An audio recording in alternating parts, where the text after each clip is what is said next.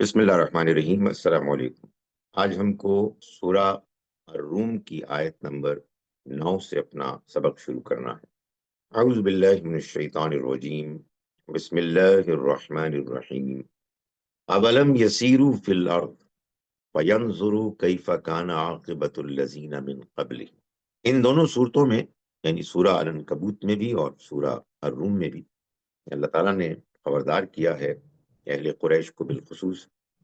جو دلائل ہیں وہ سورہ العنکبوت میں ہم نے دیکھے کہ وہ تاریخ کا حوالہ دے کے زیادہ تھے، اور اس سورہ مبارکہ میں ہم یہ دیکھیں گے کہ اللہ تعالیٰ نے جس طرح سے اپنی بات کو، مضمون کو لوگوں کے سامنے پیش کیا ہے، اس میں دلائل انسان کی اپنی فطرت، اس کے اندرون، اس کے انفس کے، یہ دونوں دلائل یعنی تاریخ، آفاق، جو ہمارے ارد گرد کی کائنات ہے، اور خود ہمارے اندر کا انسان، یہ سب مل کر جب کسی حقیقت کی تفصیل کریں، اس کے بارے میں زوردار انداز میں بیان کریں، تو پھر بات گویا کہ آخری درجے میں سچ ہونے کے درجے کو پہنچ جاتی ہے۔ یہی کام ہے جو قرآن مجید نے بار بار کیا، تاریخ کے حوالے دیے، جس دنیا کائنات میں ہم رہتے ہیں اس کے حوالے دیے، اور خود ہمارے اندر کا جو انسان ہے، ہماری فطرت، اس کے حوالے دی۔ اسی حقیقت کو واضح کیا کہ اس کائنات کا ایک ہی خالق اور مالک ہے۔ یہ دنیا مختصر چند روزہ ہے، ختم ہونے والی ہے، اور اس کے بعد ایک اور دنیا آنے والی۔ چنانچہ فرمایا کہ اولم یسیروا فی الارض، اور کیا نہیں یہ چلے پھرے پھرے زمین میں، فینظروا، پھر یہ ہوتا کہ یہ دیکھتے، کیف کان عاقبۃ الذین من قبلہم، ان لوگوں کا انجام کیسا ہوا جو ان سے پہلے ہو گزرے۔ یہ لوگ، قریش کے لوگ جن کو کہ قرآن خطاب کر رہا ہے، یہ کوئی اس دنیا میں آنے والے پہلے انسان تو نہیں ہے۔ ان کی تہذیب، ان کا اقتدار، یہ کیا پہلی مرتبہ تو نہیں واقعہ ہوا اس دنیا میں؟ ان سے پہلے بھی بہت سی قومیں آئیں، تو ان کا کیا انجام ہوا، یہ وہ خود چل پھر کے دیکھ سکتے ہیں۔ قرآن مجید سے یہ معلوم ہوتا ہے کہ قوم عاد، قوم سمود، قوم لوط، ان سب کو،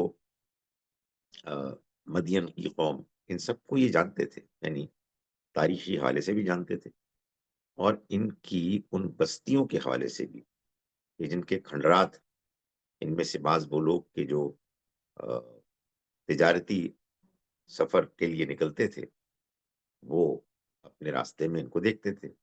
فرمایا کانو اشد منہم قوتاً وآثاروا الارض، یہ لوگ جو ان سے پہلے گزر گئے، ان کی بستیاں عذاب سے دوچار ہوئیں، یہ ان سے، یعنی ان مکے والوں سے قوت کے لحاظ سے کہیں بڑھ کر تھے۔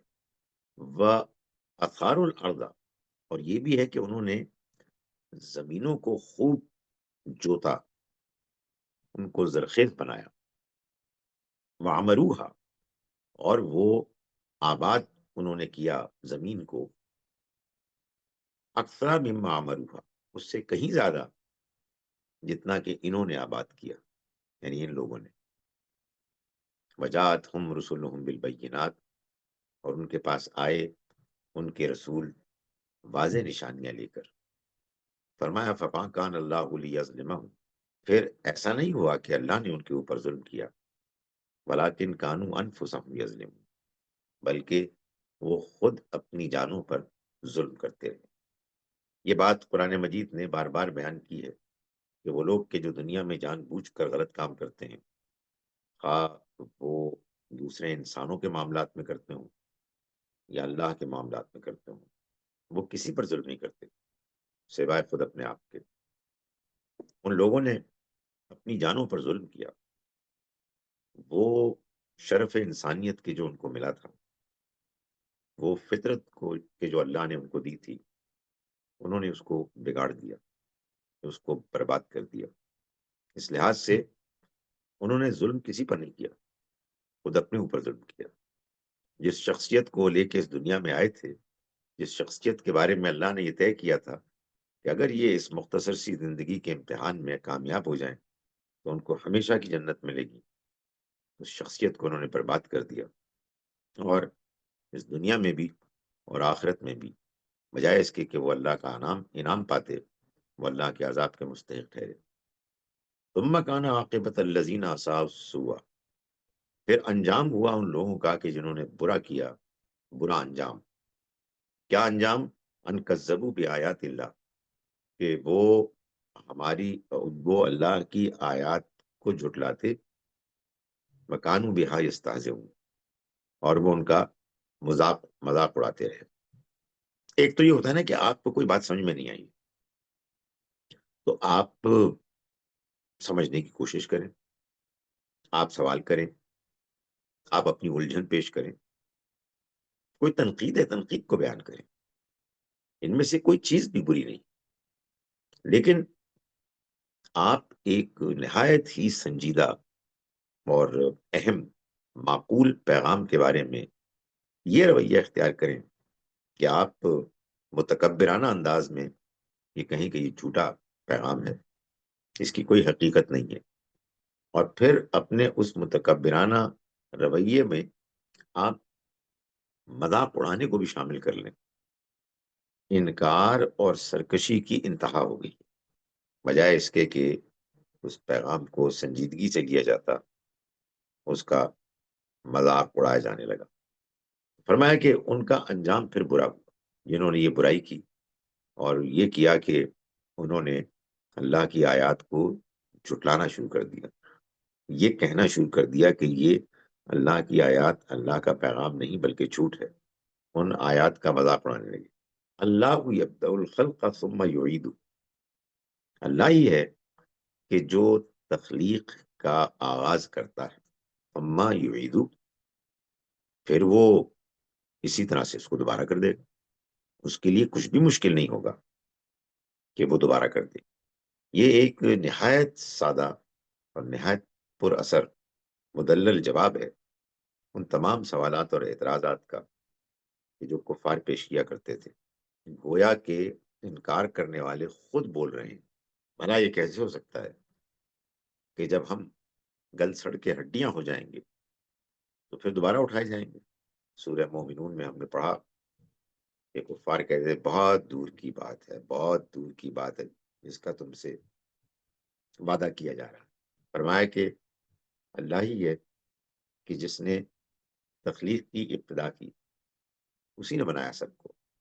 یہ بات وہ بات ہے کہ جس کو مکے والے بھی مانتے تھے، اس کے بعد اس کو دوبارہ بنانا کیوں مشکل ہو؟ ثم یعید، پھر اس کو دوبارہ پیدا کر دے گا۔ ثم الیہ ترجعون، پھر اسی کی طرف تم لوٹائے جاؤ گے۔ کہ اصل میں یہ جو دوبارہ لوٹایا جانا ہے انسان کا، اس دنیا کے خاتمے کے بعد ایک نئی دنیا کے پیدا ہونے کا لازمی نتیجہ ہے، اس کو انسان ماننا نہیں چاہتا، وہ اللہ سے ملاقات کا انکار کرتا ہے۔ انکار کرنے کی وجہ کیا ہے؟ کچھ سمجھ میں نہیں آتی بات، وجہ کیا ہے؟ تو آدمی اگر دیانتداری سے اس کو کوشچن کر رہا ہو تو پھر تو کوئی جرم نہیں ہے، مگر وہ انکار کرتے اس وجہ سے کہ وہ اس کو ماننا نہیں چاہتے، یا اس کے بارے میں اگر سوچیں گے تو پھر اس دنیا میں جو کچھ وہ دھاندلی کر رہے ہیں اس کے بارے میں ان کو سنجیدہ ہونا پڑے گا۔ اس لیے کہ دنیا میں انسان دھاندلی اللہ کو مان کر اور آخرت کو مان کے کر نہیں سکتا۔ تو آپ اللہ کو مان رہے ہیں اور آپ دھاندلی کرنا چاہتے ہیں تو پھر آپ کو کچھ شارٹ کٹس تلاش کرنے ہوں گے، کوئی اللہ کے ساتھی، سفارشی۔ آپ اگر آخرت کو مانتے ہوئے سفارشی مانتے ہیں تو وہ بھی ایک طرح کا آخرت کا انکاری ہے، قرآن سے معلوم ہوتا ہے۔ لیکن دوسرے لوگوں نے یہ کیا کہ انہوں نے آخرت ہی کا انکار کرنا شروع کر دیا۔ اگر آخرت ہو گئی تو پھر تو بہت برا ہوگا۔ اسی کو قرآن مجید نے ایک دوسری جگہ پہ فرمایا، سورہ انفطار میں، کَلَّا بَلْ تُكَذِّبُونَ بِالدِّینِ، نہیں، تم روز جزا کو جھٹلانا چاہتے ہو، تم ماننا نہیں چاہتے، یہ تمہارا مسئلہ ہے۔ وَيَوْمَ تَقُومُ السَّاعَةُ، اور جان لو کہ وہ اب دن تو آئے گا، اور جس دن قیامت برپا ہوگی، یبلس المجرمون، اس دن یہ مجرم بالکل مایوس ہو جائیں گے۔ مایوسی میں ایک ایسی حیرت کا عالم ان پر طاری ہو جائے گا کہ وہ جس کی وہ توقع نہیں کرتے تھے، جس کو انہوں نے جھٹلا دیا تھا، وہ ایک واقعہ بن کے ان کے سامنے آ گیا۔ قرآن مجید نے جا بجا جو بات بیان کی ہے اپنے پیغام سے متعلق، اس کا انداز اور اسلوب ایسا ہے کہ اس پر اگر انسان غور کرے تو آپ کو اللہ کی بات کی بہت سی حکمتیں، حقیقتیں سمجھ میں آتی ہیں۔ یہاں اللہ تعالیٰ یہ بھی کہہ سکتے تھے کہ یہ کافر مایوس ہو جائیں گے، لیکن فرمایا کہ نہیں، مجرم مایوس ہو جائیں گے۔ یہ ٹھیک ہے کہ انکار کرنا بھی ایک جرم ہے، مگر مجرم کہہ کے اللہ تعالیٰ نے یہ بات بیان فرما دی کہ کافر اصل میں مجرم ہی ہوتے ہیں، یعنی وہ اپنے اخلاق اور کردار میں ایسے ہوتے ہیں کہ وہ کوئی شریف النفس معاشرے کے عام طور طریقے کو اختیار کرنے والے لوگ نہیں ہوتے، بد کردار ہوتے ہیں، جس وجہ سے ان کی فطرت میں جو اللہ کی طرف سے ایک روشنی، نور اللہ نے دیا ان کو، وہ اس سے محروم ہو جاتے ہیں، اور پھر ان کو اللہ کا پیغام جب پہنچتا ہے تو ان کو سمجھ میں نہیں آتا۔ فرمایا کہ وَلَمْ يَكُنْ لَهُم مِّن شُرَكَائِهِمْ، سو تم یہ دیکھو کہ ان کے جو شریک انہوں نے بنائے تھے، ان کا کوئی سفارش کرنے والا اب نہیں۔ وَلَمْ يَكُنْ لَهُم مِّن شُرَكَائِهِمْ، کوئی نہیں ہے ان کے شریکوں میں سے، الشفعاء، کہ جو ان کی سفارش کرے، وَكَانُوا بِشُرَكَائِهِمْ كَافِرِينَ، اور وہ اپنے شریکوں کے خود ہی انکار کرنے والے بن چکے ہیں۔ گویا کہ ساری بات ایسے انداز میں کی جا رہی ہے کہ واقعہ ہو گیا۔ قرآن مجید نے یہ اسلوب کئی جگہوں پر اختیار کیا ہے۔ آخرت گویا کہ ہو چکی، یعنی اس کے احوال ایسے ہیں جیسے کہ ایک ریالٹی جو ہو چکی ہے۔ اللہ تعالیٰ نے جو بات بیان فرمائی ہے اس کو اس قدر حتمی قرار دیا ہے کہ اس کا ہونا ایسا واقعہ ہے کہ جو گویا کہ ہو چکا، وہ اتنا طے شدہ ہے۔ فرمایا کہ وَيَوْمَ تَقُومُ السَّاعَةُ يَوْمَئِذٍ يَتَفَرَّقُونَ، اور جس دن قیامت برپا ہوگی اس دن یہ لوگ الگ الگ ہو جائیں گے۔ ایسا نہیں ہوگا کہ سارے انسان اکٹھے ہوں گے اور قیامت ہو جائے گی اور پھر سب کا حساب کتاب ہوگا ایک ساتھ، نہیں، یہ الگ الگ ہوں گے، یعنی اہل ایمان الگ ہوں گے اور انکار کرنے والے الگ ہوں گے۔ فَأَمَّا الَّذِينَ آمَنُوا وَعَمِلُوا الصَّالِحَاتِ، جہاں تک تعلق ہے ان کا کہ جو ایمان لائے اور جنہوں نے نیک عمل کیے، فَهُمْ فِي رَوْضَةٍ يُحْبَرُونَ، تو وہ تو ہوں گے ایک باغ میں، شاندار باغ میں، یحبرون، خوشیاں مناتے ہوئے، ان کے تو بارے نیارے ہو جائیں گے۔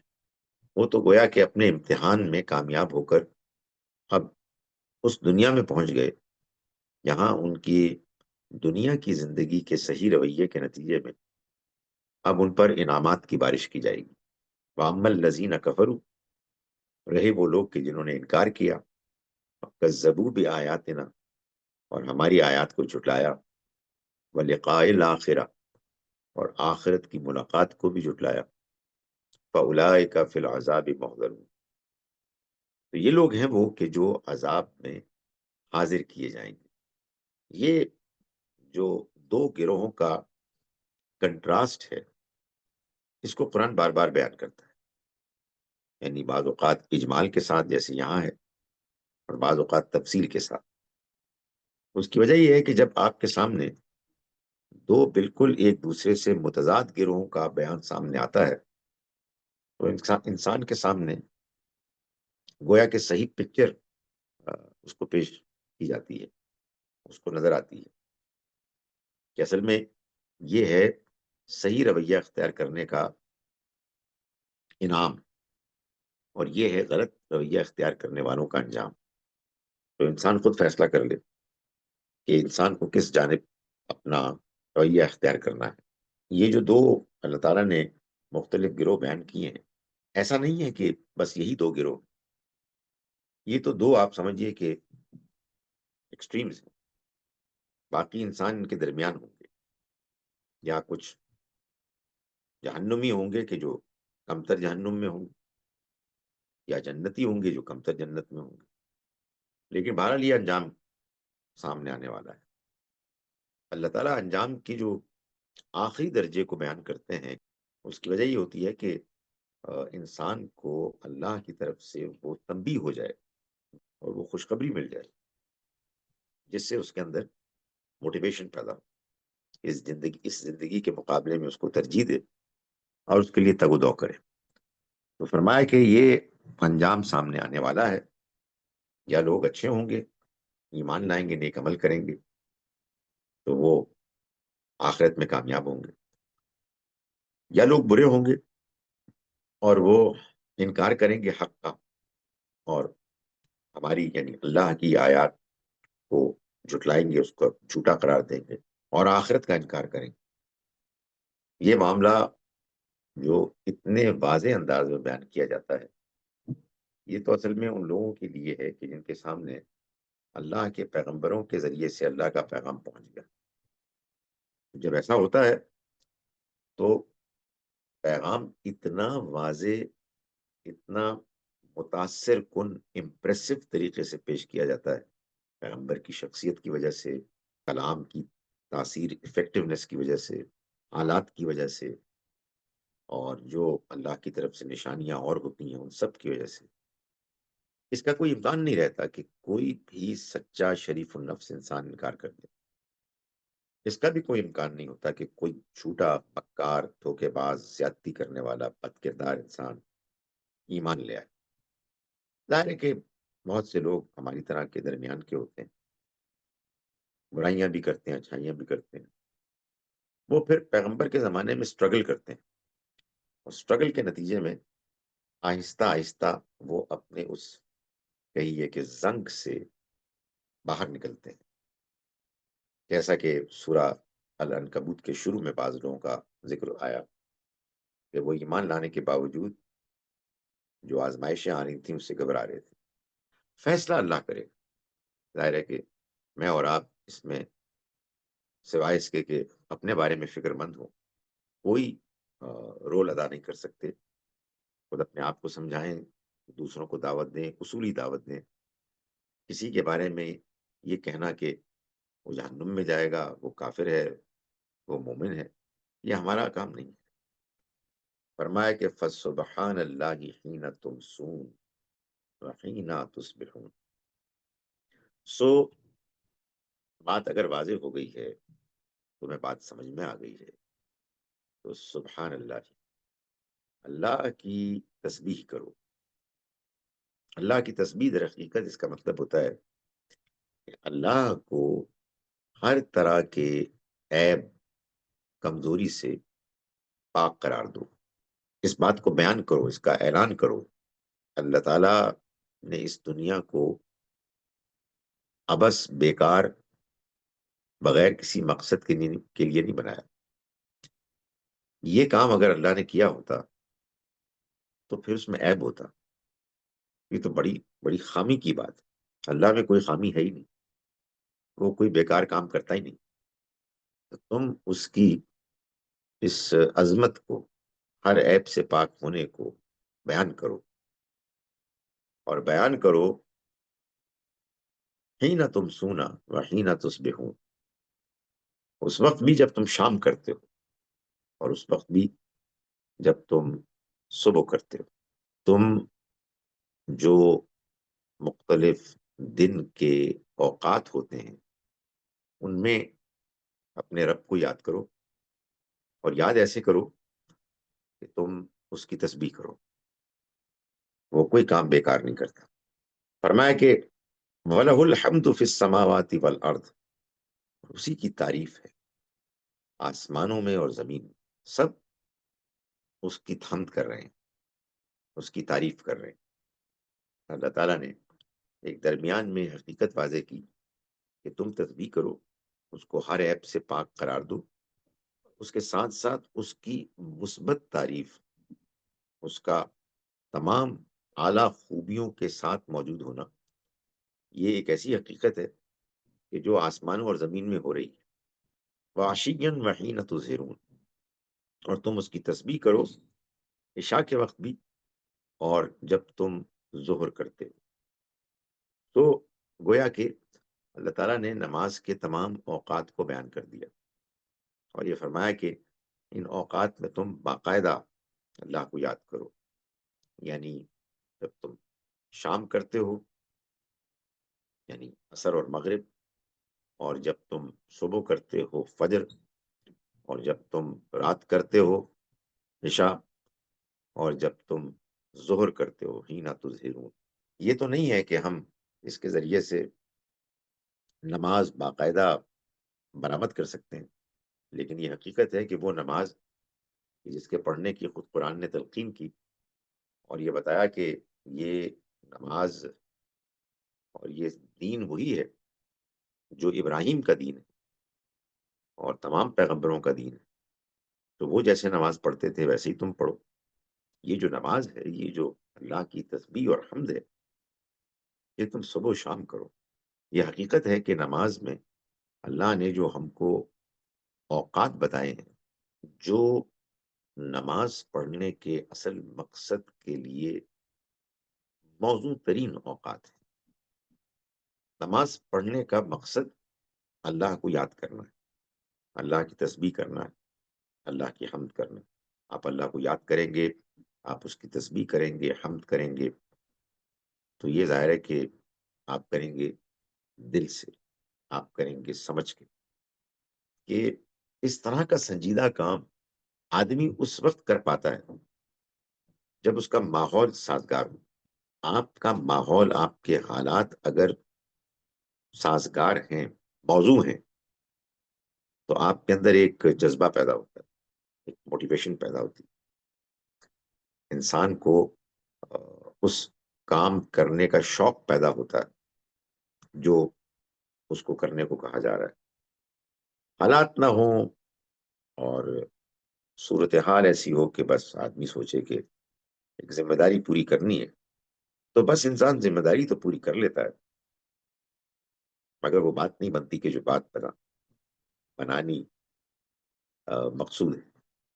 اللہ تعالیٰ نے کیا کیا کہ ہم کو نماز پڑھنے کو کہا دن اور رات کے ان اوقات میں کہ جن میں ہمارے ماحول میں وہ غیر معمولی تبدیلیاں رونما ہوتی ہیں کہ جن کو اگر آپ ایک بندہ مومن اور ایک عارف کی نگاہ سے دیکھیں تو آپ یہ محسوس کریں کہ یہ میرے رب کی طرف سے ہو رہا ہے۔ میرا رب ہر عیب سے پاک ہے، اس کے اندر تمام خوبیاں ہیں۔ فجر کی نماز کا وقت چنانچہ وہ وقت ہے جب کئی گھنٹوں کی اندھیری رات کے بعد صبح کی روشنی نمودار ہوتی ہے، ابھی سورج طلوع نہیں ہوتا، اور ہم اللہ کی تسبیح اور حمد کرتے ہیں، نماز ادا کرتے ہیں۔ سورج نکلتا ہے خدا کے حکم سے، سروں کے اوپر نصف النہار تک پہنچتا ہے اور پھر ڈھلنے لگتا ہے۔ اس موقع پر پھر ہم اللہ کو یاد کرتے ہیں، اس کی تسبیح و حمد کرتے ہیں۔ یہی معاملہ عصر کی نماز میں ہوتا ہے، سورج تیزی سے جا رہا ہوتا ہے افق کی طرف، ہورائزن کی طرف، درمیان میں پھر ہم اللہ کی تسبیح و حمد کرتے ہیں۔ مغرب کا وقت تو وہ وقت ہوتا ہے کہ جس میں اللہ کو یاد کرنا بڑی فطری بات ہے۔ سورج گھنٹوں کے غلبے کے بعد غائب ہو جاتا ہے، کون غائب کرتا ہے؟ اللہ۔ اور عشاء کا وقت رات کے اندھیرے میں آتا ہے اور پھر ہم ایک اور موقع پاتے ہیں اس بات کو بیان کرنے کے لیے۔ یہ سب کچھ ہمارا رب کر رہا ہے ہماری ضرورتوں کو پورا کرنے کے لیے، اس کے اندر کوئی عیب نہیں، تمام خوبیوں کے ساتھ موجود ہے۔ فرمایا کہ یخرج الحی من المیت، یہ وہ رب ہے ہمارا، یہ وہ تمہارا اللہ ہے کہ جو نکالتا ہے زندہ کو مردہ میں سے، وَيُخْرِجُ الْمَيِّتَ مِنَ الْحَيِّ، اور وہ نکالتا ہے مردہ کو زندہ میں سے۔ انسان ہوتا ہے، جیتا جاگتا ہوتا ہے، اس پر موت طاری ہو جاتی ہے۔ اور بعض مادے ہوتے ہیں، بے جان ہوتے ہیں، اور ان میں جان پیدا ہو جاتی ہے، وہ انسانی بچہ بن جاتے ہیں، حیوانی بچہ بن جاتے ہیں، فصلیں بن جاتے ہیں، پھول، سبزیاں، پھل بن جاتے ہیں۔ وَيُحْيِي الْأَرْضَ بَعْدَ مَوْتِهَا، اور وہ زندہ کرتا ہے زمین کو اس کے موت کے بعد۔ یہ تمام حقیقتیں ہم دیکھ رہے ہیں، ہم اس کا تجربہ کر رہے ہیں۔ فرمایا کہ یہ وہ ذات ہے کہ جو کر رہی ہے، وَكَذَلِكَ تُخْرَجُونَ، اور اسی طرح سے تم بھی نکالے جاؤ گے، یعنی تم زمین سے دفنائے جانے کے بعد باہر نکالے جاؤ گے۔ تو تمہیں اس بارے میں شبہ کیسے، کیوں شک ہے؟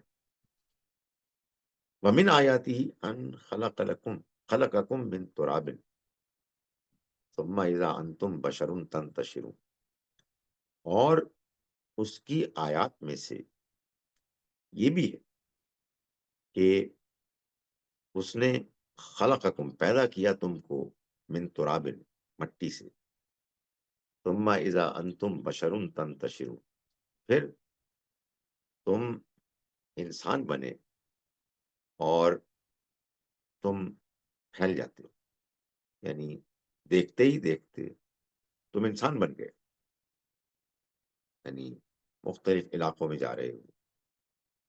یہ عمل اللہ نے کیا، اس کا آغاز مٹی سے کیا، اس کی تفصیلات وہ بیان کرے گا آگے اسی سلسلے کی سورہ السجدہ میں، کہ یہ واقعہ کیسے ہوا۔ مگر جب یہ ہو گیا اور انسان وجود میں آ گیا، تو پھر تم لوگ ہو کہ جو پھیل جاتے ہو۔ فرمایا کہ وَمِنْ آیَاتِهِ، اور اسی کی نشانیوں میں سے یہ بھی ہے کہ ان خلق لکم من انفسکم ازواجا، کہ اس نے بنایا تمہارے لیے خود تمہارے ہی جنس میں سے، تمہاری ہی کیٹیگری میں سے، ازواجن، جوڑے پیدا کیے، لتسکنوا الیہا، تاکہ تم ان کے پاس سکون حاصل کرو۔ جو جوڑے تم بنتے ہو، ایک دوسرے سے تم کو راحت، اطمینان، سکون، ہمدردی ملتی۔ وجعل بینکم مودۃ ورحمہ، اور اس نے تمہارے درمیان ہمدردی اور رحمت پیدا کر دی۔ ان فی ذلک لآیات، اس میں یقیناً بڑی نشانیاں ہیں، لقوم یتفکرون، ان لوگوں کے لیے کہ جو غور و فکر کرنے والے ہیں۔ یعنی مطلب یہ ہے کہ ایک ہی جنس سے، ایک ہی کیٹیگری سے اللہ تعالیٰ نے انسان کو پیدا کیا، پیدا کرنے کے بعد اس نے جوڑا بنایا۔ انسان تو وہی انسان ہے، لیکن انسانوں میں دو مختلف کیٹیگریز بنا کے ان کے مزاجوں میں، ان کے رجحانات میں فرق کر کے ان کو ایک دوسرے سے مختلف رول دیے، پھر ایک دوسرے کے لیے ناگزیر بنا دیا۔ جب ان کا جوڑا بنتا ہے تو وہ آپس میں ایک دوسرے کے لیے ہمدردی، محبت محسوس کرتے ہیں۔ بہت ایسا ہوتا ہے کہ بالکل اجنبی لوگ ہوتے ہیں، لیکن کچھ ہی عرصے کے بعد وہ ایک دوسرے سے اطمینان، سکون بھی پاتے ہیں اور ہمدردی، محبت بھی پاتے ہیں۔ یہ اللہ کی ساری بنائی ہوئی اسکیم ہے، اور اس میں بڑی نشانیاں ہیں ان لوگوں کے لیے کہ جو غور و فکر کرتے ہیں، جو حقائق کو دیکھ کے اس کے انجام تک، اس کے نتائج تک پہنچنے کی کوشش کرتے ہیں۔ ہم نے آج سبق کا آغاز آیت نمبر 9 سے کیا۔ ہم شروع کرتے ہیں اس اللہ کے نام کے ساتھ جس کی رحمت بے پناہ ہے، اس کی عنایت ہمیشہ کے لیے۔ کیا یہ زمین میں چلے پھرے نہیں، کہ اپنی آنکھوں سے دیکھ لیتے کہ ان لوگوں کا انجام کیا ہوا کہ ان سے پہلے تھے۔ وہ ان سے قوت میں کہیں بڑھ کر تھے۔ انہوں نے زمینیں خوب جوتی کہ انہیں زرخیز بنائے، اور زمین کو جتنا ان لوگوں نے آباد کیا ہے اس سے کہیں زیادہ انہوں نے اسے آباد کیا تھا، اور ان کے پیغمبر ان کے پاس نہایت واضح نشانیاں لے کر آئے، لیکن نہیں مانے اور سزا پائی۔ تو ان پر اللہ نے ظلم کرنے والا تو ان پر اللہ ظلم کرنے والا نہیں تھا، بلکہ وہ خود ہی اپنی جانوں پر ظلم کر رہے تھے۔ پھر برا کرنے والوں کا انجام بھی بالآخر برا ہی ہوا، اس لیے کہ انہوں نے اللہ کی آیتوں کو جھٹلا دیا اور ان کا مذاق اڑاتے رہے۔ اللہ ہی خلق کی ابتدا کرتا ہے، اس کے لیے کچھ مشکل نہیں، پھر وہ اسی طرح اسے دوبارہ پیدا کر دے گا، پھر تم اسی کی طرف لوٹائے جاؤ گے۔ اور جس دن یہ قیامت برپا ہوگی اس دن مجرم مایوسی کے عالم میں حیرت زدہ ہو کر رہ جائیں گے۔ تم دیکھو گے کہ ان کے ٹھہرائے ہوئے شریکوں میں سے کوئی ان کی سفارش کرنے والا نہیں ہے، اور وہ اپنے شریکوں کے منکر ہو چکے ہیں۔ اور جس دن یہ قیامت برپا ہوگی اس دن لوگ الگ الگ ہو جائیں گے، پھر جو ایمان لائے اور جنہوں نے نیک عمل کیے ہوں گے وہ ایک شاندار باغ میں شاداں و فراں رکھے جائیں گے، اور جنہوں نے انکار کیا اور ہماری آیتوں کو اور آخرت کی ملاقات کو جھٹلا دیا تو وہی عذاب میں پکڑے ہوئے ہوں گے۔ سو اللہ کی تسبیح کرو جس وقت تم شام کرتے ہو اور جس وقت تم صبح کرتے ہو، زمین اور آسمانوں میں اسی کی حمد ہو رہی ہے، اور عشاء کے وقت بھی اور جب تم ظہر کرتے ہو۔ تمہیں تعجب ہے کہ یہ کس طرح ہوگا؟ دیکھتے نہیں کہ وہ زندہ کو مردہ سے نکالتا ہے، مردے سے نکالتا ہے، اور مردے کو زندہ سے نکالتا ہے، اور زمین کو اس کے مردہ ہو جانے کے بعد ازسر نو زندہ کرتا ہے، زندہ اور شاداب کرتا ہے۔ اسی طرح تم بھی نکالے جاؤ گے۔ اور اس کی نشانیوں میں سے یہ بھی ہے کہ اس نے تم کو مٹی سے پیدا کیا، پھر دیکھتے ہی دیکھتے تم انسان بن کر زمین میں پھیل جاتے ہو۔ اور اس کی نشانیوں میں سے یہ بھی ہے کہ اس نے تمہاری ہی جنس سے تمہارے لیے جوڑے پیدا کیے تاکہ تم ان کے پاس سکون حاصل کرو، اور اس کے لیے اس نے تمہارے درمیان محبت اور رحمت پیدا کر دی۔ اس میں یقیناً ان لوگوں کے لیے بہت سی نشانیاں ہیں جو غور کرنے والے۔ اقول قولی ھذا واستغفر اللہ لی ولکم۔